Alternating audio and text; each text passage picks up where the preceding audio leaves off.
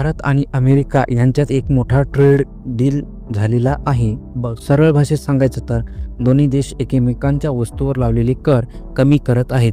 प्रश्न एकच आहे मित्रांनो, या कराराचा खरा फायदा भारतीय शेतकऱ्यांना होणार की नाही ते बघूया. चला अगदी सोप्या भाषेत समजून घेऊया. नेमका करार काय आहे ते बघूया. आतापर्यंत अमेरिकेनं भारतीय वस्तूवर 50% पर्यंत कर लावला होता. आता तो कर 18% पर्यंत कमी केला आहे आणि बदल्यात भारताने अमेरिकेतून येणाऱ्या अनेक औद्योगिक वस्तू आणि अन्न व कृषी उत्पादनावरील कर कमी किंवा पूर्णपणे रद्द केला जाणार आहे. अमेरिकेतून भारतात काय स्वस्त येणार आहे ते बघू. अमेरिकेतून भारतात लाल ज्वारी, पशुखाद्यासाठी बदाम, अक्रोड, सुकामेवा, फळे, ताजी आणि प्रक्रिया केलेली सोयाबीन तेल, मद्य आणि स्पिरिट म्हणजेच अमेरिकेनं शेतमाल भारतात स्वस्त होणार आहे. अमेरिकेचा जो काही माल आहे शेतमाल तो भारतामध्ये स्वस्त होणार आहे. तर भारताला नेमका फायदा कुठं आहे ते बघू. आता चांगली बातमी ऐका. वस्त्र उद्योगामध्ये भारतीय कपडे अमेरिकेत स्वस्त मिळणार आहेत, मागणी वाढणार आहे, रोजगार वाढणार आहे. नंबर 2 आहे औषध उद्योग. यामध्ये जेनेरिक औषधावर कर शून्य, भारतीय कंपन्यांना मोठी बाजारपेठ मिळणार आहे. आणि नंबर 3 आहे हस्तशिल्प. भारतीय कारागिरांच्या वस्तूंना चांगली किंमत मिळणार आहे अमेरिकेमध्ये.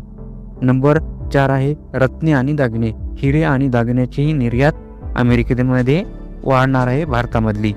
चर्म उद्योग. यामध्ये बूट, पिशव्या, चामड्याच्या वस्तूंना मागणी अमेरिकेमध्ये जास्त होणार आहे भारतीय वस्तूमधून. तर अमेरिकेला काय मिळणार आहे भारतामधून ते बघू. अमेरिकी कापूस आणि पशुखाद्य भारतात विक्री केली जाणार आहे. GPU डेटा सेंटर उपकरणांची मोठी विक्री भारतातली अमेरिकेमध्ये म्हणजे अमेरिकेतली भारतामध्ये केली जाणार आहे. भारताकडून कच्चे तेल आणि कोळशाची अमेरिका खरेदी करणार आहे. पण शेतकऱ्याचा खरा प्रश्न काय आहे ते बघू. आता मुद्द्याला येऊया. अमेरिकेनं शेतीमाल स्वस्त आल्यामुळे भारतीय शेतकऱ्याच्या सोयाबीन, कडधान्य, तेलबिया यांच्या किमतीवर दबाव येऊ शकतो. म्हणजेच काही शेतकऱ्यांना नुकसान सुद्धा होणार आहे या ट्रेड डीलमुळं. तर निर्यातक्षम क्षेत्रांना फायदा होणार आहे. तर अंतिम निष्कर्ष काय आहे ते बघू.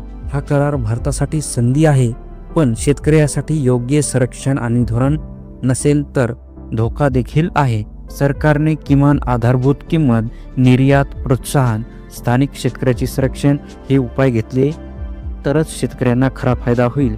तर शेवटचा प्रश्न तुमच्यासाठी मित्रांनो, तुमच्या मते हा ट्रेड डील भारतासाठी फायदेशीर आहे की शेतकऱ्यासाठी धोकादायक आहे?